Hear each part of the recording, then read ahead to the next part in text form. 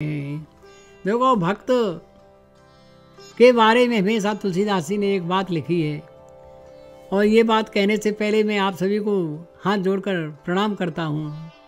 ये मानस प्रेमियों, भक्त के बस में है भगवान, और भक्त भी ऐसा जिसके रोम रोम में राम लिखा था। एक जगह लिखा है कि जो चीज़ हनुमान जी के पास थी वो काऊ के पास हती है नहीं। वो कौन सी चीज़ थी? तुलसीदास लिख रहे हैं कि राम रसायन तुम्हारे पासा सदा रहो रघुपति के दासा।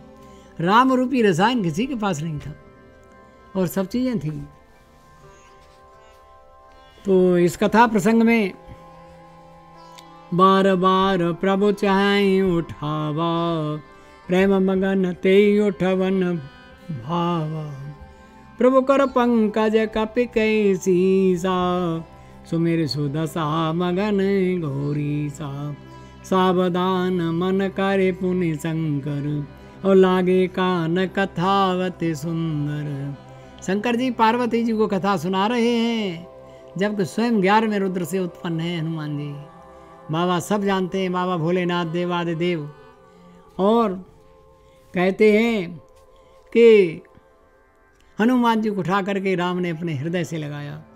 कपि उठाए प्रभु हृदय लगावा, और कर गहे पर मन निकट बैठावा।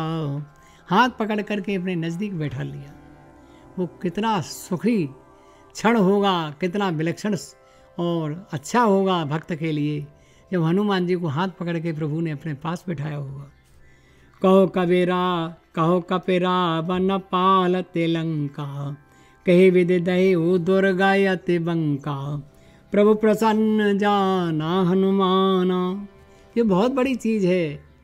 जब हनुमान जी ने देख लिया भगवान बड़े प्रसन्न हैं, बोला बचन विगत अभिमाना। तो अभिमान को त्याग करके हनुमान जी बोले, शाखा मृग कहे बड़े मनुसाई, और शाखा ते शाखा पर जाई। और नाद सिंधु हाटक पुर जारा, निस्यर गन विधि विपिन उजारा। और सो सब लास्ट में क्या कर दिया, सब बताया कि हमने इस तरह से आग लगाई, इस तरह से एक वृक्ष बाद से अटारी से दूसरे अटारी पे गए। लेकिन बाद में क्या कह दिया? देखो, जहाँ कहीं हनुमान जी ने जहाँ कहीं वार्तालाप किया है, किसी से भी किया हो, तुलसीदास जी रे बोला वचन विगत अभिमान।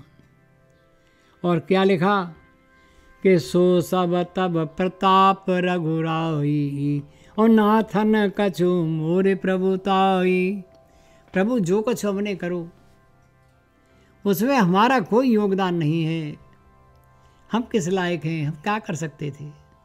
हे प्रभु, ये तो सब आपकी प्रभुताई की वजह से हुआ है, मैंने कुछ नहीं किया।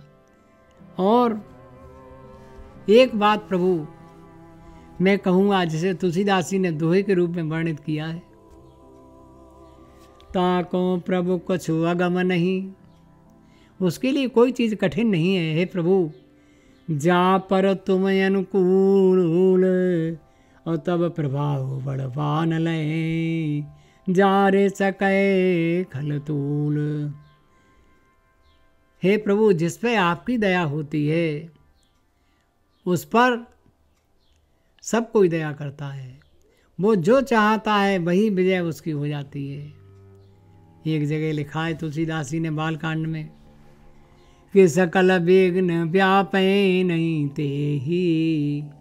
क्या बढ़िया लिखा है, सकल विघ्न व्यापे नहीं ते ही, और राम सुकृपा बिलो कै जी।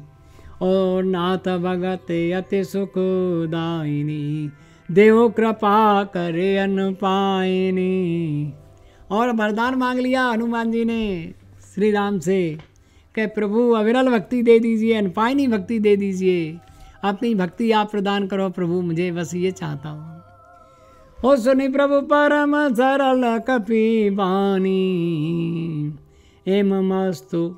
एवमस्तु तब कहे भवानी, उमा राम सुभाव जी जाना।